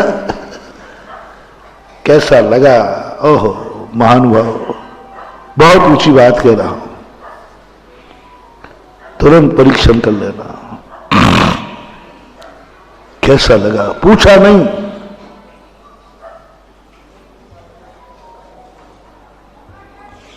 $11 लाख ऊपर और बोल दिए, 1 करोड़ की हिम्मत थी बस, इसलिए तो तुम आगे बढ़े नहीं, क्योंकि तुम्हारी हिम्मत कितनी थी, 11 लाख ज्यादा। अब जैसे बेटा खड़ा हुआ, आपको कैसा लगा?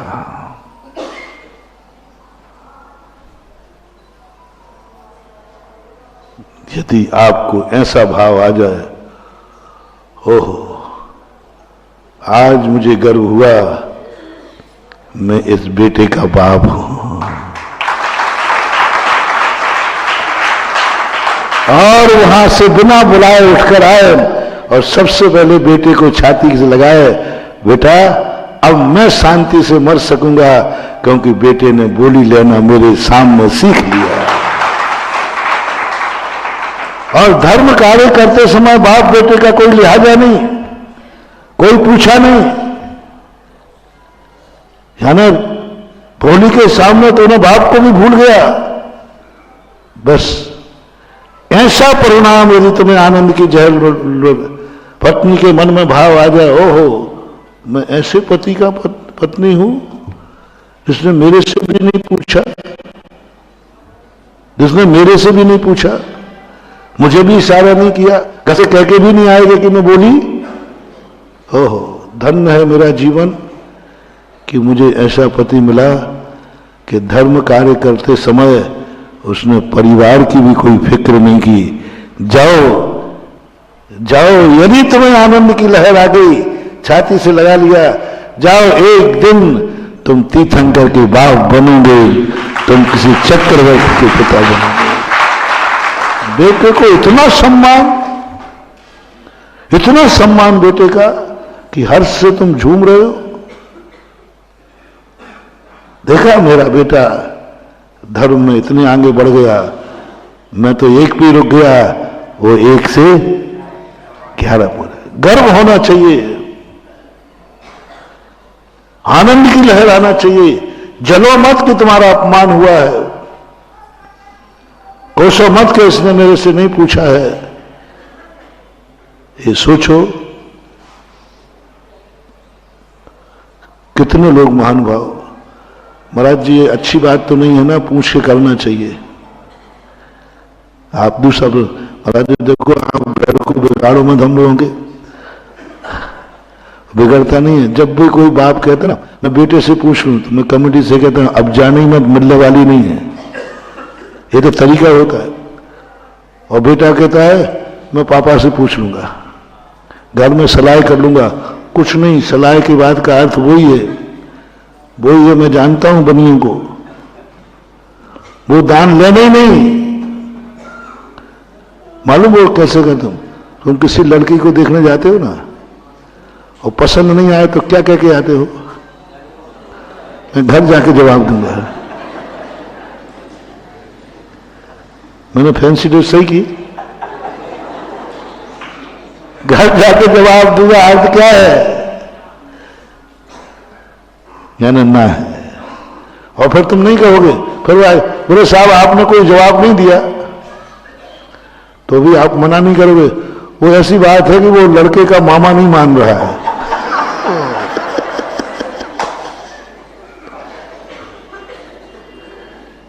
ऐसे ही तुम कहोगे, अरे भाई तुमने कहा था मैं घर में जाके चर्चा करूंगा, अरे नहीं वो क्या है, वो थोड़ा छोड़ा क्या बचा रखा है बहाना। घर में कोई धर्म करता है महानुभाव, तो भले तुमसे पूछे या नहीं पूछे, एक आनंद की अनुभूति होना चाहिए, आनंद की अनुभूति होना चाहिए। मेरा बेटा आज ही करने लगा है, धर्म भी करने लगा है, दान भी देने लगा है, बिना पूछे दान देने लग जाए बेटा। घर में कोई व्यक्ति किसी से बिना पूछे दान देता है, समझ लेना चाहिए ये घर चौथे काल का घर है।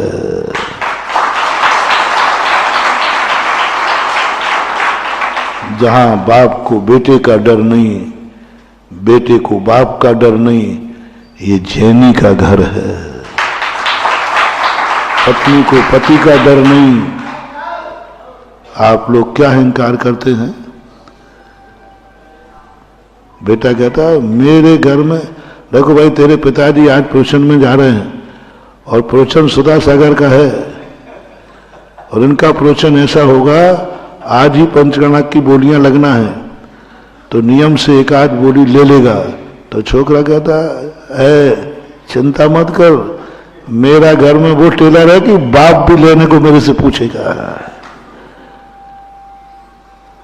महानुभाव, बहुत करुणा दया करके कह रहा हूं, यदि पिताजी को कोई दान बोलते समय बेटे का भय आ जाए कि बेटे से पूछ लूं, समझ लेना उस बेटे का सब कुछ खत्म हो गया, सब कुछ खत्म हो गया। उस समय तुम्हें वो अभिशाप मिल गया कि तब सोना छुओगे पीतल हो जाएगा। बस पिता के मन में इतना भाव आया, बेटे से पूछ लो, बेटे से पूछ लो। पिताओं से मेरा कहना है, ऐसा शब्द कभी मत बोलना, क्योंकि तुम बेटे को चाहते हो। कभी मत बोलना। पंचों के सामने बेटे की बेइज्जती मत करना, पंचों के सामने उसकी धूल में मत लाओ, और गुरुओं के सामने बोलना ही मत। गुरु बहुत आगे के होते हैं, समझ जाएंगे इसका बेटा नहीं है, इसका बेटा गुंडा है, जो बाप को भी डर लग रहा है कि बेटे से पूछ लो। कभी गलती नहीं करना। भाइयों से पूछ लो, परिवार से पूछ लो। क्या पूछ रहे अभी मैं बताऊंगा। गलती मत करना। और हर बेटा, हर पत्नी, हर अपने घर में जब पिताजी, तुम्हें पता चले कि पिताजी ने ये कहा है पंचों से कि मैं बेटा बराबरी का हो गया है, मैं उससे पूछ लूं। आपकी हैसियत तो है कि नहीं? नहीं, हैसियत तो है, लेकिन बेटे से पूछ लो। मेरे प्यारे भक्तों, बेटो,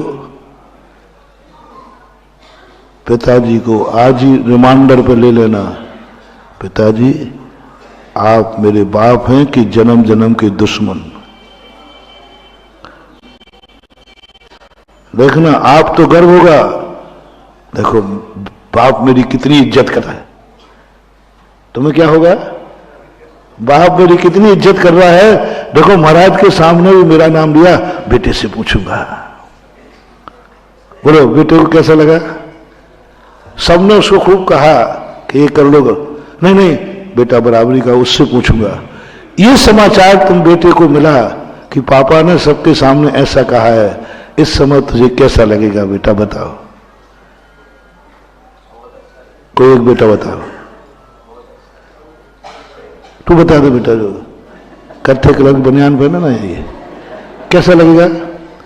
नहीं अभी तो अच्छा लगेगा, अब पूरे प्रवचन दे दिया ना, लीकेज कर दिया, बहुत अच्छा लगेगा पापा, इतना अच्छा लगेगा, इतना अच्छा लगेगा कि पापा ने मेरी समाज के सामने इज्जत बढ़ा दी के बेटे से पूछूंगा। नहीं बेटा, नहीं नहीं नहीं, तेरी इज्जत धूल में मिला दी। तुझे बेटे से गुंडा सिद्ध कर दिया कि बेटा गुंडा है, जो बाप बिना पूछे बेटे के धर्म भी नहीं कर सकता। यानी बेटे कुछ ना कुछ तो आया होगा। समर्थ की बात कर रहा हूं, असमर्थ की नहीं। जब तुम समर्थ नहीं हो फिर तो सलाह करना, जब समर्थ ही नहीं है तो फिर तो करना पड़ेगा। भाई समर्थ नहीं है बेटा, तो इतना कमा लेगा जितना मैं बोलूं, इसके लिए तो कोई बात नहीं। असमर्थ व्यक्ति के लिए समर्थ बात नहीं कर रहा हूं। तुम्हें मालूम है कि मैं समर्थ हूं, लेकिन बेटे से पूछना। सब बेटों से मेरा कहना है, आज पिता के पैर पड़कर कहना, पिताजी सही बताओ मैं आपका बेटा हूं ना?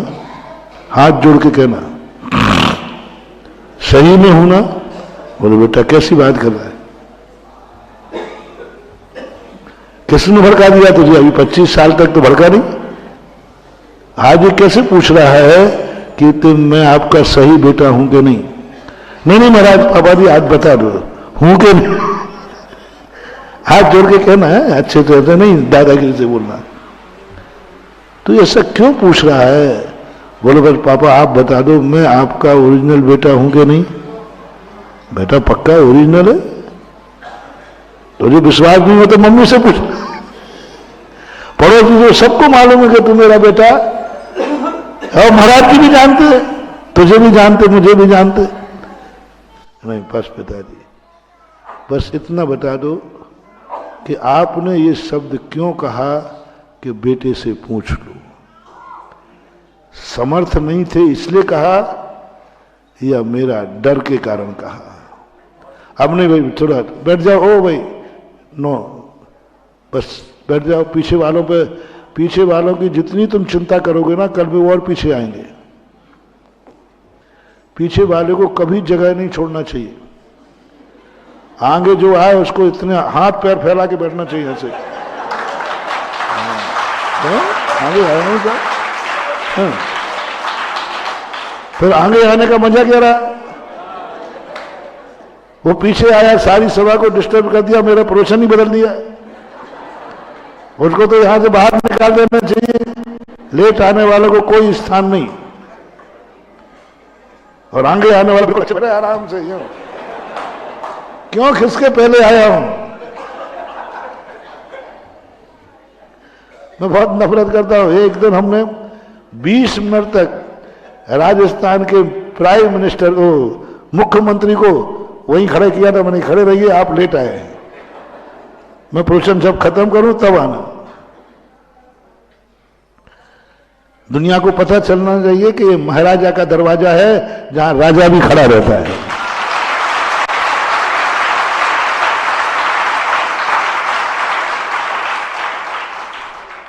इसलिए छिपी टोला में तो कोई इतना बड़ा राजा नहीं है। समय से आओ। क्या 1.5 घंटे हम वैसे ही बोलते रहे क्या? तो स्थिति क्या सुना रहा था? लोग बदल दिया ना प्रवचन। कितना मजेदार प्रवचन चल रहा था। हाँ, तो पिताजी से कहना, पिताजी फिर आपने ये क्यों कहा कि बेटे से पूछ लो? क्या मैं इतना गुंडा हो गया हूं? क्या मैं आपसे बड़ा हो गया हूं? पापा आज भी आपकी संपत्ति पर उतना अधिकार है और मेरी कमाई की संपत्ति पर अधिकार है। जब आपका मेरे पर अधिकार है तो आपसे अच्छा तो मैं नहीं सोच सकता ना। आप मेरे से सलाह करेंगे, आपसे अच्छा कौन सोच सकता है? बस पापा आज के बाद कभी भी धर्म कार्य में मेरे से कभी पूछना मत। मैं आपको सदा सदा के लिए धर्म कार्य के लिए स्वतंत्र करता हूं। पूरी संपत्ति तो क्या मुझे भी दान में देके आओगे तो भी मेरे भाग्य होंगे। आपको कुछ पूछने की जरूरत नहीं, आप बोल के आइए। कहने की चिंता आपको नहीं करना है, मैं कमाऊंगा। और मेरे अभाग्य होंगे कि मेरे पिताजी ने जो दान बोला है उसे मैं चुकाऊंगा कमा करके, इससे बड़ा पुण्यात्मा कौन होगा। दान किसने बोला बेटा? पिताजी ने। और पिताजी आप चिंता मत करो, मैं चुकाऊंगा। और अभाग्य मेरे कि दान पिताजी बोले और बेटा चुकाए। जाओ, इस 7 पीढ़ियों में ये वंश कभी मर नहीं सकता, 7 पीढ़ियां जिंदा रहें। जो बेटे को एक बार में पापा आप बोलो चुकाऊंगा मैं, बोलो आप, मेरे से पूछना मत। नहीं बेटा, मैंने इसलिए पूछा कि आजकल मैंने कमाना बंद कर दिया, तेरी इतनी हैसियत है कि नहीं? अरे पापा क्या हैसियत कर रहा है? बाप के मुख से कोई शब्द निकले और बेटे की हैसियत ना हो, ऐसा हो नहीं सकता। यही तो हुआ था गोमटेश बाहुबली के स्थान पर। बेटा मैंने तो यूं गोमटेश बाहुबली की मूर्ति बनाने की बात कर दी, तेरी हैसियत नहीं है। जिन बाहुबली के दर्शन करने के मेरे में मन हुआ है, बेजोड़ मूर्ति। क्या हुआ, हम महाराज लोग भी कई बार गड़बड़ कर देते हैं। हम तुम्हें भावना तो जगा देते हैं। तो हमारे जैसे महाराज थे 1000 साल पहले, परम पूजनीय गुरुवर नेमी चंद्राचार्य महाराज, ऐसे ही सभा में उन्होंने कहा, भरत ने बाहुबली की ऐसी मूर्ति बनाई, वैसी बेजोड़ मूर्ति आज तक कहीं दुनिया में नहीं है। गुरु के मुख से किसी मूर्ति की चर्चा निकल जाए कि ऐसी मूर्ति दुनिया में नहीं है कहीं भी, दूसरी है ही नहीं, तो बोलो तुम्हारा मन क्या होगा फिर? बोलो ना, उसके दर्शन करने चलूंगा, क्योंकि उसकी महिमा किसने गाई है? गुरु। गुरु के मुख से निकला हुआ शब्द, यदि तुम सच्चे भक्त हो तो भाव आएगा ही आएगा कि जिस महाराज ने महिमा गाई है उस क्षेत्र का दर्शन तो करना है, उस मूर्ति का एक बार दर्शन तो आएगा ही आएगा, आएगा ही आएगा। और बल्कि तुम्हारी समझ नहीं होगी, हे भगवान बस इतनी शक्ति दे दे, जिस मूर्ति की महाराज ने महिमा गाई है उसका एक बार दर्शन कर लो।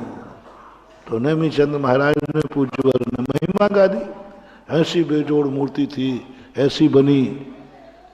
एक माँ जी बैठी थी, और माँ के मन में क्या भाव आ गया, ओहो जैसी महिमा महाराज गा रहे हैं, मेरी जिंदगी में कभी ऐसी मूर्ति का दर्शन होगा कि नहीं, जिसकी जोड़ दूसरी ना हो, बेजोड़ हो, दूसरी मूर्ति दुनिया में ना हो।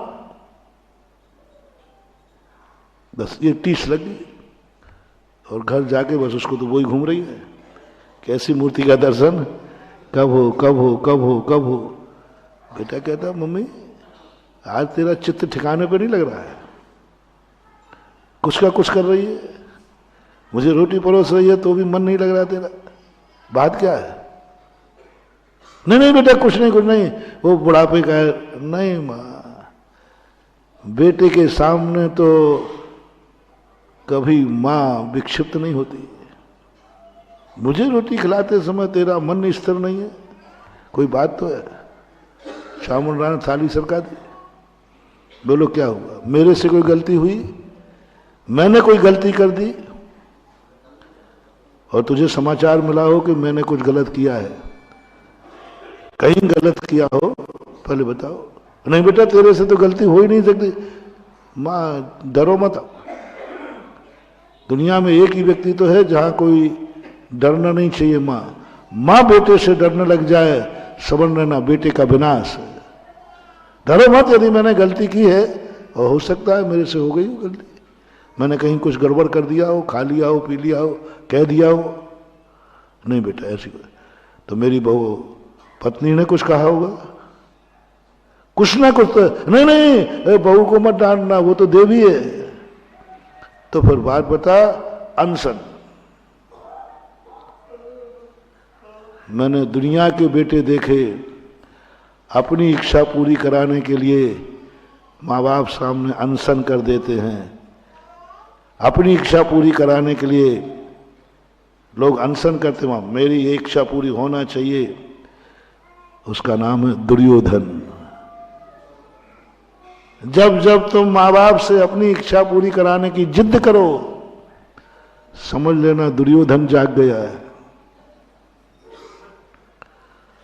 और जब जब तुम माँ बाप की इच्छा पूरी करने के लिए जिद करो, चामुंडराय जाग गया है।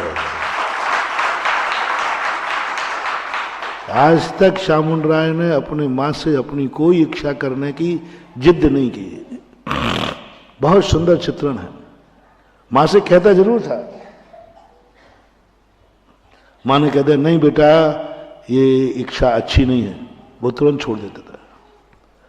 अच्छे बेटे जो होते ना, उनके भाव तो होते हैं, जैसे नहीं बेटा चुप बिल्कुल नहीं, वो तुरंत छोड़ देता है, तुरंत छोड़ देता है।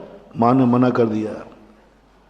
और दूसरे छोरे कौन होते हैं, जिस बात को मांगा मां ने मना भी कर दिया तो भी जिद करेगा, नहीं मुझे तो यही चाहिए। समझ लेना इसी का नाम दुर्योधन है। दुर्योधन क्या करता था, अपनी बात मनाने के लिए बाप को धमकी देता था, तुम मानते हो कि नहीं, नहीं तो मैं मर जाऊंगा। ये धमकी देता था। और लो मैं अन्न जल ग्रहण नहीं करूंगा, मम्मी पापा मेरी इच्छा पूरी करो। जब जब तुम अपनी इच्छा माँ बाप से जबरदस्ती पूरी कराओ, समझ लेना तुम ही दुर्योधन मर के पैदा हुए हो, उसी के वंशज हो तुम। दुर्योधन के समय जरूर तुम दुर्योधन के साथ रहे होगे। और कभी ये भाव आ जाए, आज तो माँ बाप की इच्छा पूरी करूंगा। बैठ गए अनशन, लो ये थाली रखी, अन्न जल तो जब ही ग्रहण करूंगा जब ये बता तेरी इच्छा क्या है। बेटा मत कर, मत सुन, मैं तो बूढ़ी हो गई हूं, यूं इच्छाएं पलती रहती हैं। नहीं, तू भली बूढ़ी हो जाए लेकिन मेरी तो मां है, सदा पूजनी रहेगी। बोल क्या बात ऐसी है कि महाराज ने आज प्रवचन में एक बेजोड़ मूर्ति के दर्शन करने के भाव किए, मूर्ति बताई तो मेरे मन में आ गया उस मूर्ति के दर्शन में कब करूं। पर इतनी सी बात, चामुंडराय ने मां का हाथ पकड़ा, चल कहां है वो मूर्ति, चल कहां है मूर्ति। अरे छोकरा काले जा मूर्ति का पता ही नहीं है, उस मूर्ति का वो तो थी ऐसी का। बोले नहीं, हाथ पकड़ लिया, मन चल कहां ले जाएगा। बोले जहां चाहे वहां राह है। जब महाराज ने कही है तो मूर्ति बेजोड़ है, और है तो कहीं मिलेगी दुनिया में। चलते हैं, खोजते खोजते मर जाएंगे, लेकिन अब तो दर्शन करके ही वापस घर में तुझे लाएंगे और मैं लाऊंगा। हाँ नहीं मिलेगी तो खोजते खोजते मर जाएंगे, क्या बात होगी। हम तो भगवान के दर्शन करने जा रहे हैं, नहीं पहुंच पाएंगे तो मर जाएंगे, क्या फर्क पड़ता है। मेंढक को, मेंढक यही तो किया, अरे तू कहां जा रहा है, भीड़ में कुचल जाएगा। बोले दर्शन करने जा रहा हूं, मिल गए तो ठीक, नहीं गए तो क्या होगा, मरूंगा, लेकिन दर्शन करने की भावना के साथ मरूंगा। अम्मा घबरा गई, बेटा तेरे बस की बात नहीं है, तू नहीं पहुंच पाएगा। बोले हो ही नहीं सकता, मां के मन में जो भाव आए बेटे में इच्छा नहीं हो, काय का बेटा है वो। मां के अंदर जो भाव आती है, बेटा नियम से समर्थ है। तेरे मेरे मुझे भी मालूम नहीं कि मेरे में इतनी शक्ति है, लेकिन जब तेरे मन में दर्शन का भाव आया है, इसका अर्थ है मेरे में दर्शन कराने की शक्ति है। देखो थर्मामीटर में कहां का थर्मामीटर कहां फिट कर रहा हूं। मां की यदि इच्छा है तो महानुभाव निश्चित मानना आप में वो ताकत है। आप लाख रुपया कमाते हैं और मां पिता ने 1 करोड़ की बोली ले ली, पीछे मत हटना, नियम से तुम में 1 करोड़ कराने की ताकत है। अन्यथा मां बेटा मैंने यूं बुढ़ापे में आ गया, भावावेश में आ गया, महाराज जी ने प्रवचन ही ऐसा दिया, मां नहीं, नहीं नहीं, मां के अंदर ऐसी इच्छा हो ही नहीं सकती जो बेटे की कुवत से, नियम से। मैं तो अपनी कुवत ही नहीं जानता था, आज पता चला मुझे कि मैं 1 करोड़ का दान देने लायक भी हूं। कैसे पता चला? बोले तूने बोला ना, तू बोल के आए हो ना पापा आप। बोले मैंने तो यूं बोल दिया, सोचा ही नहीं। नहीं पापा पीछे मत हटो, आपने मेरी शक्ति को जगा दिया। मैं तो ये समझ रहा था मैं 1 लाख रुपया ही कमा पाऊंगा, आज पिता की बोली ने बढ़ा दिया, मैं 1 करोड़ कमाने लायक हूं। और पक्का मान के चलना, पिता के पैर छू लेना, आप एक दिन 1 करोड़ रुपया कमा के दान दोगे, गारंटी मेरी है। बस आपके मन में विकल्प नहीं आना चाहिए, भय नहीं आना चाहिए। पापा को आंखें मत दिखाना, पापा कमाना भी छोड़ दिया और अभी तुमने ये गंदी आदत नहीं गई आपकी, पकड़ लिया। नेमी चंद महाराज, मां घबरा गई, कहां जाएगा बेटा? बोले चलो चलता हूं। नेमी चंद महाराज के पास ले गई। अब नेमी चंद महाराज कहते, महाराज जी बताओ एड्रेस बताओ, वो मूर्ति कहां है? अब महाराज कहते मुझे ही पता नहीं। इस कहानी को पढ़ करके मैंने यदवा तदवा, पहले मैं खूब हाँकता था, ये चीज है ये चीज है। मैंने कहा कोई खड़ा हो गया, महाराज बताओ कहां है, तो फिर क्या करूंगा? बताओ महाराज कहां है, मैं मम्मी को दर्शन कराऊंगा। अब महाराज जी की कहां बता दूं? तो महाराज ने कहा तो मुझे ही पता नहीं। तो गुरुदेव, जिसका अता पता नहीं है उसकी प्रश्नों में आग क्यों लगाते हो आप? ऐसी महिमा क्यों खाते हो? आग लगा रही मम्मी के अंदर, और मैं भी मम्मी का पक्का बेटा हूं। अब तो चाहे आप करो चाहे कुछ भी करो, घर तो जब ही जाऊंगा जब मां को बेजोड़ मूर्ति का दर्शन कराऊंगा। नेमी चंद महाराज भी घबरा गए कि मैंने उपद्रव कहां से कर लिए। वो तो ये जानते थे ये तो छिपी टोला होगा, यहां कितने ही हाँकते रहो, किसी बेटे पर जुआ रेंगने वाला नहीं है। यहां तो बल्कि मम्मी बोल देवे तो ये और हो जाए, मम्मी ठीक ठाक घर में रहना है कि नहीं, तुम नहीं बोलोगे तो ये बोल देगी। देखो मेरा नेचर थोड़ा सही सही कहने का है। बोलो क्या करोगे? 1 करोड़ बोल के आया बाप और 1 लाख की तुम्हारी इनकम है। बोलो बेटा बहू, बोलो क्या करोगे उस सासू के हाल, क्या करोगे उस बाप के हाल? लगता है वो अब तो महाराज के पास जाओ, भेज दोगे, तुम तो बेशरम आदमी हो, आंख दिखा दोगे, 2-4 खरी खोटी सुनाओगे। यदि सभी दान बोलना था तो हमें पैदा क्यों किया आपने? और क्या क्या सुनाओगे? मैं वो तुम्हारी चीज तुम्हारे लिए मुबारक हो। ओहो, नेमी चंद महाराज घबरा गए, मैंने गलती की प्रवचन में ये महिमा को। लेकिन महाराज आपकी गलती हो चाहे कुछ हो, आप जानो मम्मी जाने, मैंने तो अब जान लिया है, तो घर तो जब ही जाऊंगा जब।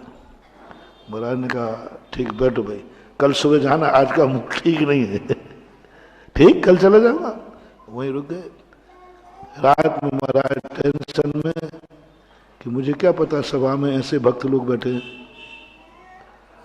मैं तो समझता हूं कि तोप का लाइसेंस मांगो तब तमंचा का मिलता है। जब इतनी बड़ी मूर्ति की महिमा गाऊंगा तब एक तीसी बैठा लेंगे। मुझे क्या मालूम कि संसार में ऐसे भक्त भी है जो मेरे मुख से निकली हुई बात को इतना दिल में ले लेते हैं, इतना दिल में ले लेते हैं। मुझे क्या मालूम था, नहीं तो मैं सुनाता भी नहीं। अब टेंशन में रात में बैठे हैं, क्या करूं, कल तो नहीं रोक पाऊंगा, और मेरे प्रश्नों के कारण ये माँ बेटे कहाँ भटकते रहेंगे। क्योंकि वो मूर्ति का तो अता पता है ही नहीं जो भरत भगवान ने बनाई थी, भरत ने बनवाई थी, चक्रवर्ती ने, बाहुबली भगवान की। साधु को टेंशन जब आता है तो ब्रह्मांड हिल जाता है। ध्यान में रात भर सोए नहीं, लेकिन बैठे बैठे सुबह 3 बजे के लगभग महाराज को थोड़ी अब थकान तो होगी, और स्वप्न में देवता ने दर्शन दिया, कहीं मत भेजो, कल सुबह चामुंडराय से कहो कि पूर्व दिशा की तरफ मुख करके तीर छोड़े, जिस चट्टान पर वो तीर गिरे वहीं बाहुबली बेजोड़ प्रकट हो जाएंगे।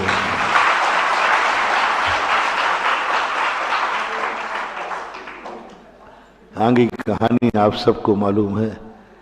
उसी चट्टान पर आज ये किसका चमत्कार है? महाराज जी का, मां का? किसका चमत्कार है? मात्र बेटे का, कि मेरी मां ने भावना की है, मैं उसे पूरी करके रहूंगा। महाराज का चमत्कार नहीं है, प्रवचन सुनने वाली उस मां का चमत्कार है। महाराज तो यूं कह दिया सरल में, लेकिन दिल पे किसने ली? कब सपूत ने क्या किया? समर्थ नहीं था, शक्ति नहीं थी। क्या तुम ऐसे बेटे हो? आज मां बाप को सब लोग निडर कर दें। अच्छे कार्य के लिए पिताजी मेरे से कुछ भी पूछने की जरूरत नहीं है, कुछ भी नहीं, आपका बेटा हूं। आप मुझे भी यदि दान में बोल के आ जाओगे तो मैं भी चला जाऊंगा, क्योंकि आपके सामने मैं बेटा था, बेटा हूं, बेटा ही रहना चाहिए। ऐसा अंदर भाव है। और बाप से भी मेरा कहना है, बाप से भी कहना है, बेटा यदि ऐसा हो गया तो एक दिन तीर्थंकर जैसे पिता को भी पा सकता है। और बाप से समय आपका हो गया, पिताजी से भी कहना है, आप अपने बेटे से भी कह देना, बेटा धर्म कार्य के लिए मेरे से मत पूछना, तुम बोल के आना। तेरे बाप में अभी बुढ़ापे में भी इतनी ताकत है कि बेटे की हर इच्छा पूरी की है, धर्म इच्छा भी पूरी करूंगा। और आनंद से झूम गया, इसने बोली ले ली और मेरे सामने बढ़ाता रहा आनंद, बस बस धन यही, हो मेरा बेटा है, जन्म जन्म का मीत है कि मैं 25 लाख ही छोड़ता, इस बेटे ने मेरे 75 लाख का दान करा दिया। ये दुश्मन नहीं, जन्म जन्म का मेरा बेटा है। यदि ये नहीं बोलता तो कितना दाना था?